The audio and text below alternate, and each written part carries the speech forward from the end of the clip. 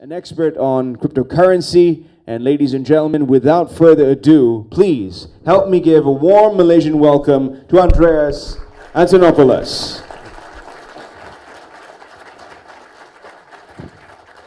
Thank you very much. Thank you. Hi, everyone. Good afternoon. Salam alaikum. It's a real pleasure to be here. It's my first time in Malaysia. I've now been in Kuala Lumpur for less than 24 hours, and I'm enjoying it a lot, very much so. This is my latest book. It was published in September. It's called The Internet of Money. People often find that this is a difficult topic to understand. Bitcoin is a difficult topic to understand, and I've published 2 books on it. The first book, Mastering Bitcoin, which is over there, is for software developers, engineers, technical people. How many people here are software developers, engineers, technical? Anyone? Okay, so 5 people in this room can read that book. It explains how Bitcoin works, and you can probably read the first 3 chapters before you get into the very technical stuff, and from that point on, it's a bit challenging. It's challenging not because I aim it to be challenging, but because Bitcoin is a complex subject. Now, for everybody who's not a developer, the reason I published that book, The Internet of Money, is this isn't about how it works. This is about why it matters. And it's a collection of 11 of my talks delivered in this format. And it explains the philosophy of money, the implications of Bitcoin on society, and it's a book for everyone. It's the book I gave my mom to read, and she doesn't understand anything about computers or money, so that's a good start. Great. So before I get started, I'd like to get a feel for the people in the audience and get a bit of an understanding of how many people are familiar with these technologies that we're going to be discussing today. So by show of hands, let's start with the narrowest, which is how many people here own Bitcoin?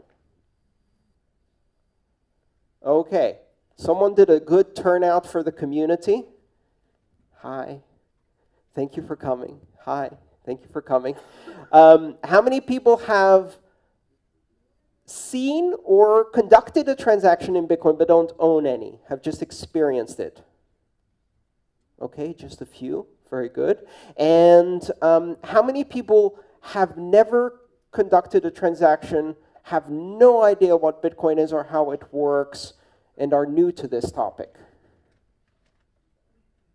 Great. Now, that was about maybe 30 people, I would say. Now, for those of you who are new to this topic, what I'd like to suggest is that whether you understand or not what we're discussing today, and please ask your questions. I want to hear even the most basic questions about Bitcoin, because I believe those are the most powerful questions. After we're done with the presentation, after we're done with the Q&A, I would like to see as many of the people in the audience who have never experienced Bitcoin to either install a Bitcoin wallet on your mobile device, and someone in the audience will give you for free some Bitcoin. Not a whole Bitcoin, a fraction of a Bitcoin, just so you can see how a transaction works. And then you can turn to your friend who just started and exchange Bitcoin with them, so you can experiment with this. I can assure you it's entirely legal. It's very easy to do. And it will allow you to really experience this technology, which is much easier experience than it is explained. So let's try the next question. How many people in this audience who have Bitcoin on their mobile devices, are willing to help people install a wallet and give them $1 or $2? I will. Look around, the new people, look around at who's raised their hands. Find these people after the Q&A. Ask them to give you a small amount of Bitcoin and help you set up a wallet. Don't be shy. I will be happy to do it myself. All right. With that, let's get started with Bitcoin basics. In October of 2008, on an obscure, anonymous mailing list called the Cypherpunk mailing list, an anonymous participant using the pseudonym Satoshi Nakamoto announced the publication of a paper and said, "I think I have solved a problem in computer science. I have found a way to create a system of electronic cash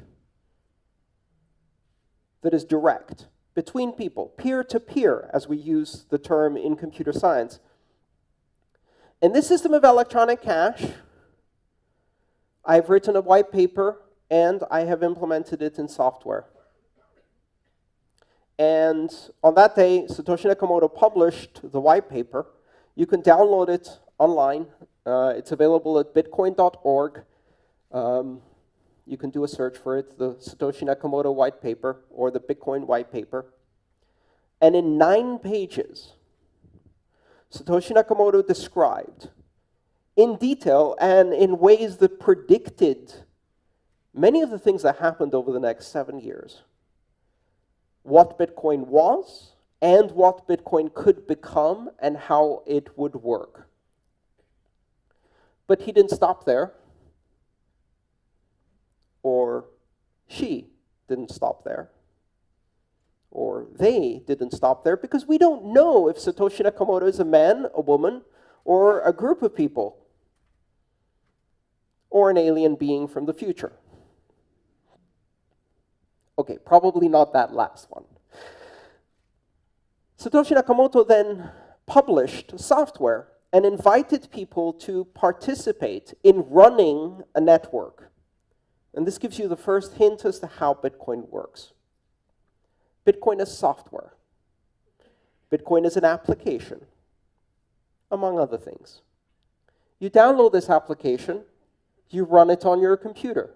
You can run it on a laptop, you can run it on a desktop, preferably on a computer that's permanently connected to the internet.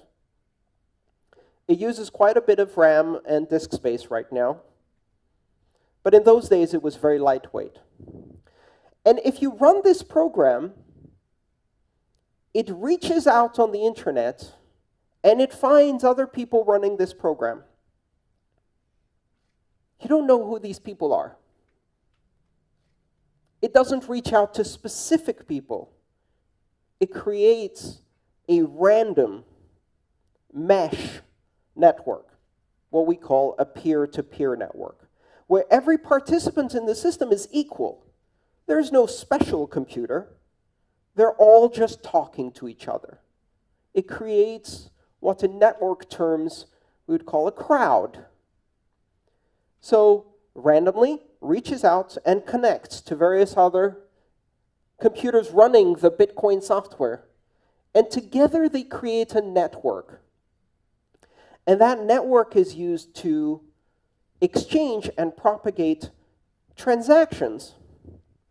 And these transactions are encoded in a digital format.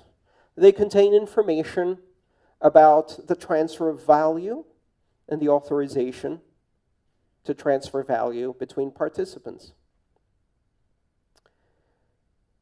Nobody controls this network. And this is a critical concept. Nobody controls this network. You can be running one of these computers. You do not control this network. You run one of these applications. It connects to other people. And you run another one of these applications. And it talks Bitcoin to the other computers that are talking Bitcoin. But no one is in control. No one is in charge. Just like when you're running a computer that speaks on the internet and communicates with other computers on the internet, no one is in control. If you interact directly between these systems. That network started on January 3rd, 2009. And on that day, the world changed.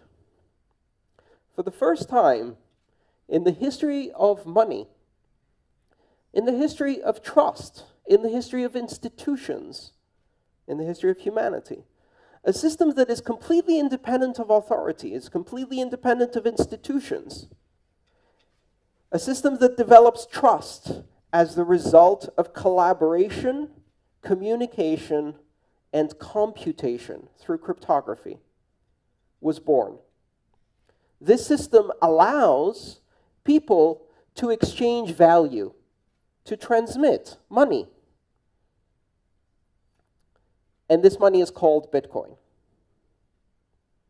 So Bitcoin is the application. It's the software that you run on your computer that communicates with all of the other computers running the Bitcoin software. Bitcoin is the name of the network that runs, the Bitcoin network, which is the collection of all of these computers. Some 6,500 of them around the world, anywhere there is internet, are the ones we know that advertise their presence, several thousand more that don't, and tens of thousands that simply listen onto this network without actively participating. The Bitcoin network. And all of this is an infrastructure that is used to create and transmit value in the form of transactions expressed in a new currency, the Bitcoin currency. And the Bitcoin currency is unlike any other form of money we have ever seen before. First of all, as a form of money, it does not exist in physical form. It is the culmination of a trajectory we've seen in human history. Over thousands of years, money has become a more abstract form of value. You start with very, very tangible forms of value. Commodities. A goat. A banana. A pineapple. These are very poor forms of money because you can eat them and they rot or die and they can be lost. They're not very good forms of money because they are the thing of value. We went from that to gold, precious metals, and stamped coins. These are better forms of money because you cannot eat them. They do not die or rot. They do not represent the value itself. They are not the value. And this is an interesting concept. Money is not the valuable thing itself. Money is the thing you exchange for the valuable thing itself. The reason bananas are not good money is because bananas are the value you're trying to get. Money is the thing you exchange for bananas that has no value in itself. It is simply a symbol, an abstraction. It represents something that can be carried that I can give to someone tomorrow, and they will probably give me bananas. That future promise of value is the essence of money. So the essence of money is the ability to have an abstract token that in itself is immutable, unforgeable, eternal, maintains its value, and represents the exchange of value in the future as a promise. And over time, these things have become less and less physical and more abstract. Why? Because people don't like changing. And if you tell someone, I'm not going to give you bananas for the work you did, I'm going to give you a shiny gold coin, but don't worry, you can use this to get bananas, they look at you and they say, I've always had bananas for my work. I think I would like to have bananas, not this yellow thing. 100 years later, they now believe the yellow thing is valuable. And then you tell them, now I'm going to give you a piece of paper instead of the yellow thing, but don't worry, you can still convert this into bananas. And most people say, I don't think that's real money. I want the yellow thing. And the world moves on. And eventually we change and we say, you know what? You won't get the piece of paper either. you won't get the coin. You will go and look at numbers on a page or on a web page. And that represents the amount you have in the bank. But don't worry, you can still use that to acquire food, products, services. It really is money. You can't touch it. You can't see it. It's just a number. And finally, we arrive at Bitcoin. Bitcoin has no physical form. It doesn't exist in any way. It is entirely intangible. It cannot be touched. It is simply a digital form of money. But it is a digital form of money that is entirely different from everything we've seen before. What it does that is different is that it is not a form of money that is recorded in the database or records of a company. It is not a digital form of money that represents a debt owed to a central bank or government. It is not a digital form of money that has been issued by a sovereign, a central bank, a nation, a king. It is a form of digital money that has been issued through complex and energy-intensive computation on the internet, is recorded simultaneously on every computer that participates in the Bitcoin network, is validated independently by every computer that participates in the Bitcoin network, cannot be forged, cannot be counterfeited, cannot be censored, cannot be seized or frozen, can be transmitted anywhere in the world as information, can be verified independently by anyone who receives it, and is not controlled by anyone. Its value is not controlled, its issuance is not controlled, its ownership is not controlled. It is direct from one person to another person with no intermediaries. If I use my mobile phone to make a Bitcoin payment to someone in this room, I am creating a digital transaction that recognizes the fact that a certain number of Bitcoin that the network knows belongs to me through the proof of my digital signature. I have authorized the transfer of that value to another owner of Bitcoin who will then be able to control that Bitcoin through their own digital signature, through their own cryptographic key. Now, you don't need to know anything about digital signatures or cryptographic keys. When you use Bitcoin, you see an application on your mobile device or on your desktop. This application tells you you have 3 Bitcoin. It allows you to enter the address of a recipient, which is a number, just like an email address. It allows you to select an amount of Bitcoin you wish to transact.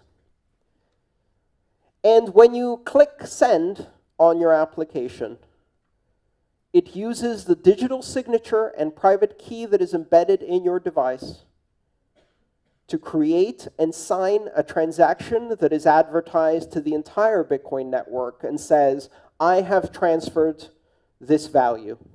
And then the entire network now knows that this value belongs to someone else. They don't know who this someone else is. Nobody knows. When you do a Bitcoin transaction, it is not related or attached to identity. You do not need to create an account. You do not need to register. You do not need to provide ID or name or location or address, age, gender, race, religion, nationality, nothing. You don't even need to be human. And you laugh, but it is true. Bitcoin enables, for the first time in human history, non-human entities to actively control and own value, which is bizarre because we've never had that in any legal system in the world. We have the legal fiction of corporations, and corporations can own value, but corporations can only exist as associations between living human beings. In Bitcoin, a software agent that is not owned by anyone, through the use of cryptography, can own and transact in Bitcoin internationally. This creates some very interesting and also very disturbing possibilities for the future. Artificial intelligence systems can own and control money without any living human being involved. You can have corporations that have no directors, no living humans in control, that are controlled entirely by software. Back to people, though. If you are a person who has installed a Bitcoin wallet, you must pass a complex test in order to install this software. You must be able to download an application. That's it. Now, if you happen to own an iPhone, you must remember your iTunes password in order to install an application. And so far, I have found that this is the most difficult part of becoming part of the global economy of Bitcoin, is remembering your iTunes password. But if you can do that, if you can access the Google Play Store, if you have basic familiarity with mobile applications, if you can download an exe on Windows and install it, if you can double-click a mouse, that's it. You don't have to provide your name, your email address. You don't register or create an account. You don't have to prove who you are, where you are, or show that you are worthy. You do not have to have a credit score. You do not have to be authorized. This is something that is entirely different from every system of money we've ever had before. Now, for the internet generation, this is a very familiar concept. When you open a browser and you start using the web, do you have to register or get a license to use the web? Do you have to create an account to visit Wikipedia? No. The only requirement is that you are able to download, install, and operate a web browser. There was a time when the idea of allowing every human to be able to communicate without borders or censorship on the World Wide Web was terrifying to people. To some people, it still is terrifying. Most of the younger generation find it liberating in a global sense. Bitcoin does that to money. What happens when every human being on the planet, through the simple act of downloading and installing an application, can become a member of a global economy without borders, one that allows people to transmit and receive money at will, anywhere in the world, 24 hours a day, uninterrupted for the last 7 years, with fees that do not depend on the amount of money you're sending, but pay simply for the capacity you use on the network. You can transmit a Bitcoin transaction for about $1, and it doesn't matter if you send $1 or $100,000, you still pay $1.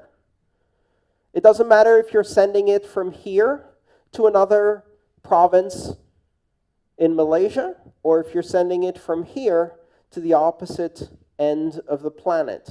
It doesn't matter if you are an individual or corporation, or if you're sending it to an individual or corporation. It doesn't matter if you're sending it to someone who is rich or someone who is poor. You can. Bitcoin changes the way we approach finance completely. But that's just the first layer. Because the technology that makes Bitcoin possible, that allows two people from opposite ends of the planet to securely transact with each other without knowing each other and without trusting each other, opens up an entire range of applications that we haven't yet imagined. Bitcoin is not just money for the internet. Bitcoin is a platform. The technology that Bitcoin uses, a combination of the blockchain, which is the global transaction ledger that records every transaction, the decentralized consensus mechanism called proof of work that allows security on the Bitcoin blockchain, the open system of access that allows anyone to participate without barriers, and its borderless and neutral nature that make it possible for anyone to participate regardless of who they are, where the only thing that matters is whether a transaction is valid, not who is the source or destination, not what is the amount. These fundamental building blocks that make Bitcoin possible open the door to dozens and then hundreds and then thousands of applications of trust. At its core, Bitcoin represents the replacement of trust through institutions to trust through networks. For centuries, human society has been based on the fact that in order to coordinate the activity between large numbers of people, we have to have something to trust. And until now, the best answer to that problem was institutions. Collections of people governed by rules and policies with oversight, transparency, and accountability built into the rules, run by humans in order to create centers of trust through tradition, through reputation, through longevity. Institutions of trust are failing. They're failing all over the world. They're failing when they are newspapers. They are failing in political institutions. They are failing in numbers of ways. And the reason they are failing is because they represent systems of scale for industrial societies. And we are no longer industrial nation-state societies. We are now information societies of global scale that collaborate across borders at massive scale. We are now solving problems that affect not 30 million people in one country, but 7.5 billion people on one planet. And for problems of that scale and collaboration of that scale, traditional institutions do not work. They fail to scale. They're not evil. They're not deliberately corrupt. They simply fail to solve the problems of a global society. And yet, during that very time that we see these institutions failing, we have seen the emergence of new systems of governance, of new systems of global collaboration, systems that do allow us to collaborate, communicate, and solve problems at scale. And the first of those systems was the internet. And with that, we see the first system of communication that transcends nations, that transcends borders, that allows anyone everywhere and anywhere to communicate. Bitcoin represents that happening to money. It represents a network-centric system of money that is beyond the nation state. A network-centric system of money that scales and allows people to collaborate on a global basis, that allows anyone everywhere and anywhere to participate in a global economy without barriers, without borders, without ID, without credentials, simply through the act of running software. And that will change the world. Thank you.